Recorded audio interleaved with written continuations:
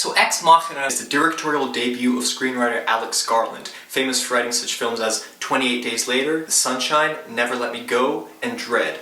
And the film stars Alicia, Vikander, Oscar Isaac, and Domhnall Gleeson. What the film is about is it's about this young coder played by Domhnall Gleeson who wins this competition to travel to this top-secret location and be a part of this undisclosed top-secret project that his boss, played by Oscar Isaac, is working on. When Domhnall arrives to this top-secret location, Oscar Isaac tells him that what he's working on is basically an AI, an artificial intelligence robot.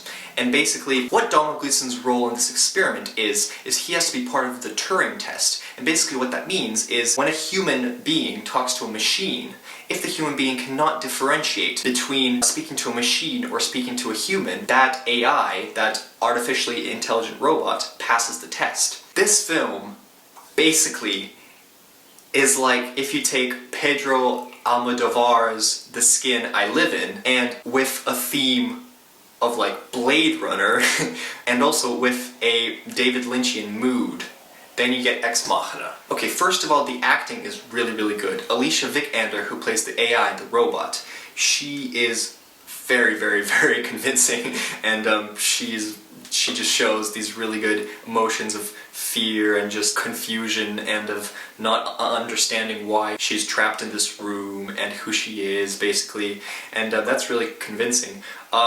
Maybe even a little bit better than Scarlett Johansson in Under the Skin? I think both of their performances are about the same. But yeah, and then Oscar Isaac is always good as usual. He plays this kind of drunk scientist guy, not to spoil anything, but he's really good. And then Domhnall Gleeson is really good as well. Second of all, the screenplay is really, really good. And you can really tell a good screenplay by, for example, how the screenwriter introduces and develops his characters, his main characters. And basically, how this film starts out is, so it literally starts out in this office where Domhnall Gleeson finds out that he wins this random competition.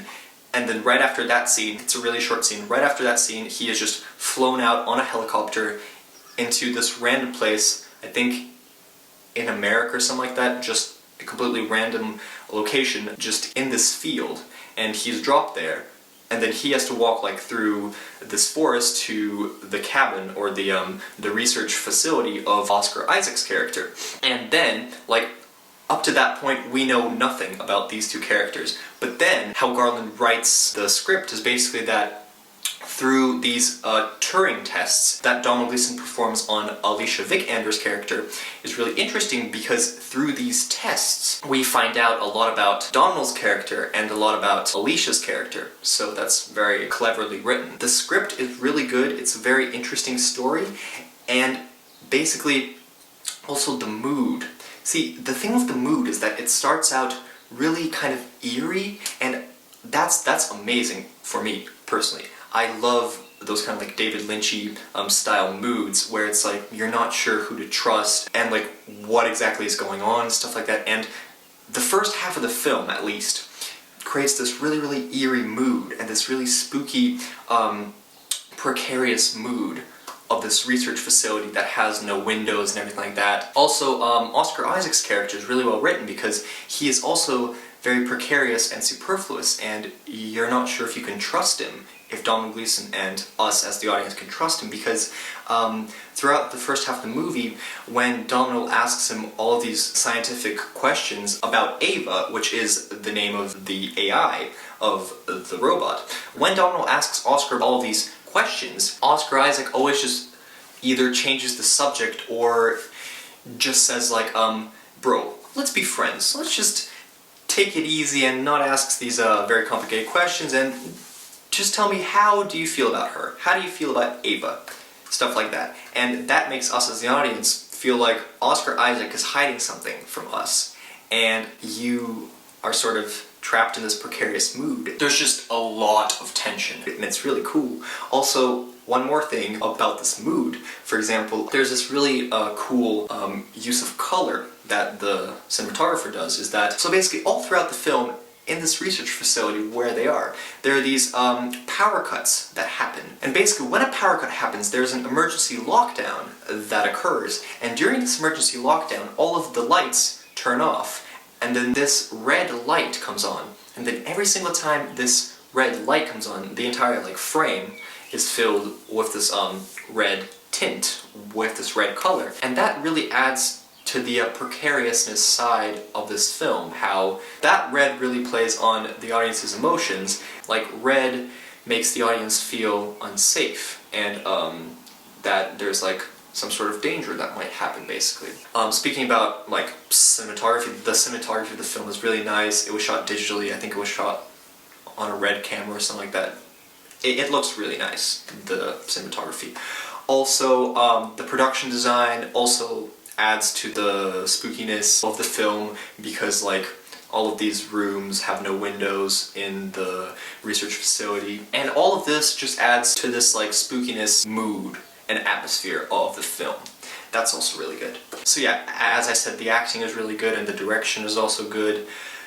Now, my favorite part of the film is actually the writing, because you can tell that this is a good movie because throughout the entire film it kept me incredibly interested in the story. Because, for example, the entire first half, I will get to the second half. The second half is not as good as the first one, but the entire first half builds up all these small nuances and these small things that all these characters say. I won't spoil anything, but that really adds to this idea that what we're seeing is not actually true, that there's something being hidden from the audience and from Domhnall Gleeson as well, that Oscar Isaac is hiding. And that's really cool because it keeps us interested in the story.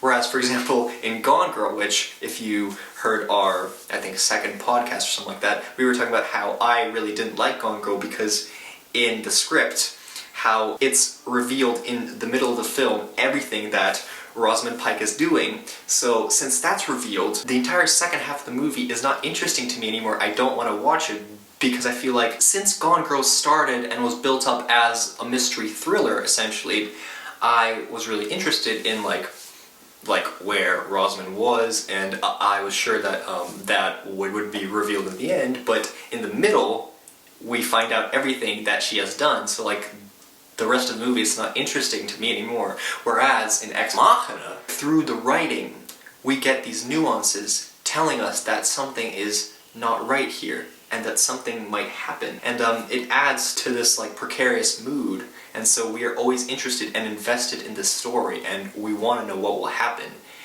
The film is never dull. Everything about this film is really good. The direction, the acting, the script is really good.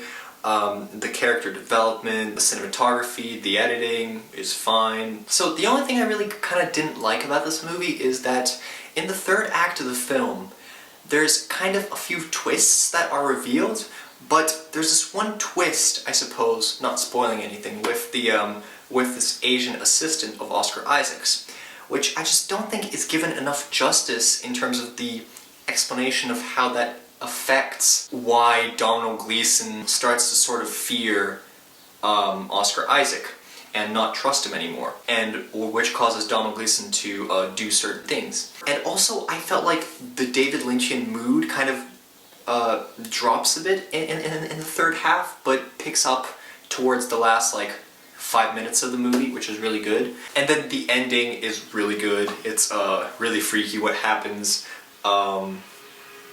Really cool. I wasn't expecting that, truly, the ending, but yeah, the ending got me on the edge of my seat, really. Yeah, the ending was really cool. So yeah, Ex Machina was a really good movie. I would give it an 8 out of 10, and I recommend for anybody who likes science fiction, who likes robot movies, who is a fan of David Lynch, who like Blade Runner, who is a fan of Oscar Isaac or of Alex Garland. The script is really good. Yeah, it was overall a very good movie. So that was another episode of Blumenfolk Film Talk. I was your host, Daniel Blumensev. Please subscribe to this channel to be notified when new film reviews come out. Thank you very much for listening, and see you soon.